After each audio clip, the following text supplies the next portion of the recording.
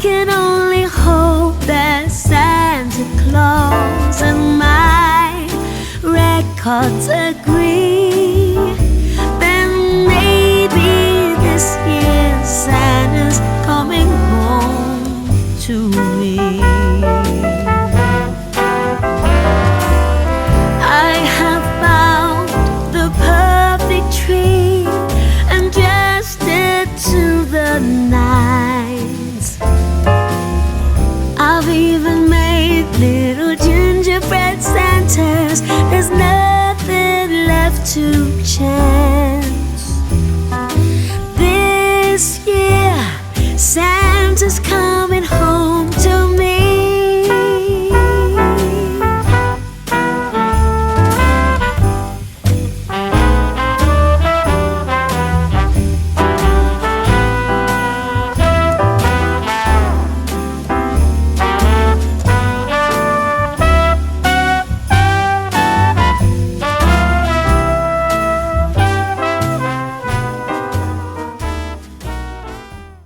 I am devastated I couldn't find my Santa hat for this video because I just want the Christmas vibes.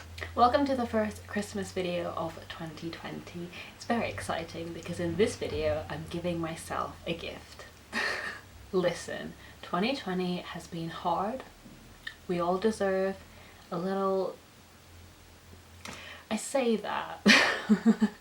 I have given myself quite a few gifts in the year 2020, but this one was very special. And as you can see, I ordered it and I'd forgotten that I'd ordered it, so when it arrived I was like, ooh, mysterious package. Immediately started opening it, and then I realised what it was and was like, no, I want to open this on camera because it's a very exciting gift. So I pretty much resigned myself to not buying any more books, and then bookshop.org launched and I bought some more books. I was like, I have to support indie bookshops, and then I was like, okay, definitely no more, done for the year, apart from obviously Christmas presents for other people. I was like, no more books.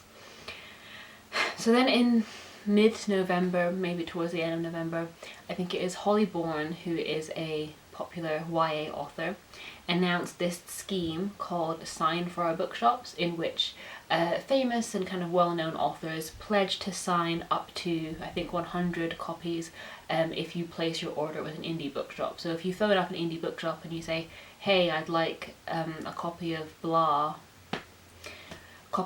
by whoever, and if you're within the first 100 people to place an order, like, you get a signed version. And so all these different authors committed to doing like book plates. Obviously you can't do in-person signings, so they were doing book plates that they would send to these indie bookshops just to give the indie bookshops a little bit of a boost, obviously, in, you know, this year that's been so hard on lots of small bookshops. And I thought that was a brilliant idea, but you know, I spend lots of money on books. I bought stuff at bookshop.org, so I didn't feel too bad. I'm like, I don't buy from Amazon if I can help it. I've not bought from Amazon in at least 6 or 7 months. I've kind of made a conscious choice that, you know, definitely when ordering books I don't buy from Amazon. I either go to Waterstones, Foyles, and then now I've got bookshop.org. So I didn't feel too bad. I was like, alright, this is a really nice scheme, but you know, I'm also not too obsessive about having signed books. Like, obviously it's quite nice if you have a book that's signed, but if there's a signed version of one of my favourite books, I'm not like, you know, gunning to get it. I'm not obsessive about getting it. I just, you know, if I see a new book in the bookshop and it's signed, I'm like, oh, that's cool, that's nice, but I'm not, you know, collective about it. I don't make a point of getting signed books, so I wasn't too bothered about this. And then a certain author announced that they would be taking part in this Sign for Our Bookshop scheme. And I have to admit, I did a little intake of breath. I was scrolling on Twitter one morning and I was up unusually early for me. I was up at like, I don't know, like 10 o'clock, which is not my usual time. My usual time is like 1, 2, especially during lockdown quarantine time. So I was just scrolling on Twitter and then I saw this come up and like the first 100 people to call, and I was like, oh god. I called my dad there. I was like, what do? I don't want to spend money, but this is an author I really love, and you know, as you'll see when you see what it is, you'll see the dilemma that I had. I was like, oh god. And then obviously I did it. That was a very long-winded story just to arrive at the conclusion that we all knew, which is that I bought it. I did it. So let's just open it and see what it is. Oh, I'm so excited.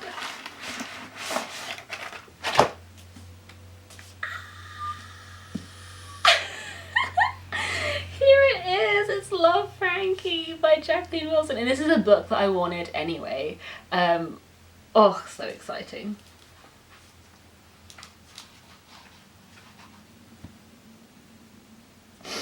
Oh my god.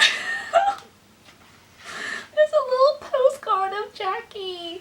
And it's signed. Oh my god. I'll do a little close up. But oh my god. Oh my god. Oh my god. I didn't think I'd be this like emotional about it. I am quite emotional about it. So obviously Jackie Wilson was a staple for me growing up. I read all of her books. It was always the thing. Every Christmas, every birthday, if there was a new Jackie Wilson out, I would get the new Jackie Wilson from my parents. And I just remember so clearly her being there. You know, during my childhood, read her books, loved her books, and then when I was kind of discovering my teenhood, I think reading her Girls series was the first time I felt grown up, and I felt, oh, this is exciting, like I shouldn't be reading this, even though it was fine.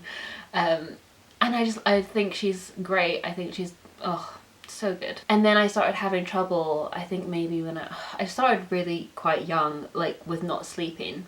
And I really struggled to get to sleep at night, and I still do. And so when I was a kid, I had a lot of audiobooks I listened to, and one of these audiobooks was Jackie Daydream, which is Jackie Wilson's autobiography of her younger years.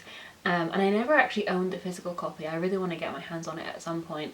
But I loved the audiobook so much, and it's read by Jacqueline Wilson, and in it she talks a lot about her childhood, but within that she talks about all of the books that inspired her, all of the books that she loved, all of the books that made her a writer, and she talks about them so passionately. And I know that audiobook inside and out. There are parts that I can literally mouth to, and not just be emotional about it, but like Jackie Wilson, it literally feels like she personally has been like lulling me to sleep for years. And I feel like I know her, or aspects of her for sure, because of this audiobook. And I don't know, I saw that tweet and that she was signing books, and I thought, oh my god, it's Jacqueline Wilson. Like, you know, I've not bought a Jacqueline Wilson book in years. I mean, I'm 23, I'm not the target audience for the books that she writes now. And I'm not saying that you can't read her books if you're 20, of course you can, and I'm definitely going to read this, and I'm so excited to read this. But, so, you know, I haven't instinctively reached for her books in years, and it just felt like, oh my goodness, Jackie Wilson, like all of these feelings just came rushing back, and it was so stressful. I called up the bookshop, I couldn't get through, I stopped, I was like, okay, this isn't a big deal, it's fine, I don't need it, I don't need the book in my life, it's okay. And then I called again, and then I called again, and then I called again, and I think on like the 4th or 5th time I finally got through, and I placed my order. What a stressful morning. But oh, it's beautiful. And the fact that it was this one that was signed, I mean, as soon as it was announced, I knew which one I was going to get, because obviously it could be any Jackie Wilson book. You know, the first 100 people, or however many it was, would call up and be like, I want a signed Jackie Wilson book, and then the bookshop would ask you, like, which books you want, and they can order it in for you, and then once the book comes in, they put the book plate in it and they send it to you. And I knew that I wanted La Frankie. Obviously there was the option of getting an old favourite with a book plate in it, but I wanted this new one specifically because I just think this book is so important, and I wanted to read it anyway because it's Jackie Wilson's first, I believe, explicit kind of gay love story. So this follows a young girl who thinks that she's falling in love with her female best friend, and I just wanted to support it, because I know that there were some horrible people that, like, obviously when the news came out about Jackie Wilson, that, you know, she's gay and she's had a partner for like 30 years, and, you know, she didn't see it as this big deal, never thought it was something that she had to announce, but it just came out one day, and obviously, so there were some crap people on the internet like, oh my god, I'm gonna buy my kids her books. Gross behaviour. So 1, I want to support this book. 2, I just want to read it because I love Jackie Wilson's writing, and I would just love to have read a book like this when I was a kid or when I was a teen. I don't want to get too far into it, but as a lot of teenagers do, I obviously, in my teen years, there were questions about my sexuality and you know, my identity, and growing up in the age of the internet, I was exposed to a lot of things that I thought, okay, like, these are potential options for me. And I am grateful for that, obviously, like, knowing that there are options. There are lots of kids that grew up not even knowing that that was a thing until they were like way out of their teen years, and it can be quite overwhelming, like you you know, being on the internet and seeing lots of people really shouting proudly about their identity, and that's amazing. And you know, seeing pride parades, and I went to my first pride parade when I was like in my teens. But if you don't know yet, and you can't kind of shout proudly yet, it can be quite scary, and that period of questioning is quite scary, because you don't want to enter into a space that's not yours, and you don't want to like lead people on, you know. I don't know, I had a lot of conflicting feelings about it, and I feel like if I'd had a book like this when I was a kid, not even a kid, like early teens, like if I'd, you know, been 11 or 12, I think maybe it wouldn't have been as scary, I think, and I hope that's what it does for a lot of other kids. I hope it really normalizes that experience of either not knowing or, you know, finding out for the first time that, okay, this is who I am, and this is who I love, and this is, you know, a part of me, and learning just to accept that. And I really hope that this book can do that for a lot of kids. And the cover is gorgeous. Oh, wait.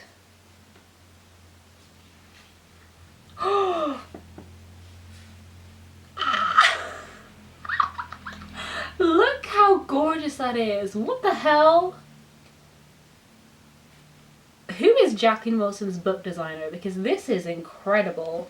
Like, the dust jacket has little stars cut out of it, and when you put it over, obviously like the little multicolored things shine through. I just thought that was foiling, but they're cutouts. Oh my god, that's so gorgeous. I love that. I love that. I love that so much. I think that's such a clever idea.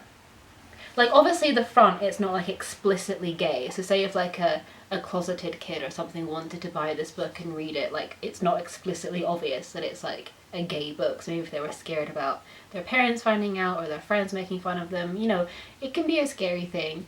It's not explicitly in your face about it, but then it also doesn't like hide the fact that it's gay. It's like, it's just perfect. That's so good. Oh, I love that. I love that so much. I think that's so clever. It's like you've got to lift the flap, and oh, metaphor, so many layers. Oh my god, I just turned the page and I saw like the font that she always uses, and it just like, oh, it's just so nostalgic. I love that font. She signed the photo as well. Oh my god, what a queen. I love her so much. And not to be morbid about it, I feel bad saying this, but like, not to be morbid about it, but Jacqueline Wilson, she's in her 70s, and I don't know how many more opportunities there will be to get a signed new Jacqueline Wilson book. I feel bad saying that, but you know, this feels very special. That's all I'm trying to say, is that it feels very special, and I'm very grateful. This means a lot to me, and I'm very glad I treated myself. I felt like guilty for about 5 seconds after I'd done it, and then I was like, no, I need this. 2020 has been hard, I need this in my life. And I'm so, like, if you can already tell, I'm probably going to cry, not only because of the subject matter, which will be emotional and sweet and personal and raw, but also just because of being able to read a Jacqueline Wilson book and just disappear from the world. I mean, that's what I always loved about her books. Like, I always flew through them so quickly, and I just disappeared for a couple of hours from the first sentence. They were always just so readable and so they just sweep you away, don't they? And even though they're not really idyllic worlds, it's not like fantasy and you're swept away into this magical world, a lot of her worlds are difficult, and there are children facing real hardships. But the way that she writes about those characters, they just feel so vibrant, so you always feel like no matter how horrible the situation the character is in, you just feel like you're spending time with a friend. Oh, I'm getting like emotional. I'm so grateful. I think she's such an important author, and I'm so glad that I was able to have her growing up, and I'm so glad that she's still writing books and that she's still an important staple for kids. And I don't want kids, but if I ever had kids, I would definitely be shoving Jackie Wilson books in their faces. I will be the weird aunt that makes my friends' children read Jackie Wilson books and like will want to discuss Jackie Wilson books with them in a lot of detail. So if you want to gush about Jackie Wilson with me in the comments, I would love that. Please tell me all of your favourite Jackie Wilson books. Do you want to read Love, Frankie? Have you read Love, Frankie? Please tell me what you thought. I would love to know. I'm very excited to read it, if you couldn't tell. Thank you so much for watching, and I will see you soon in another video. Bye.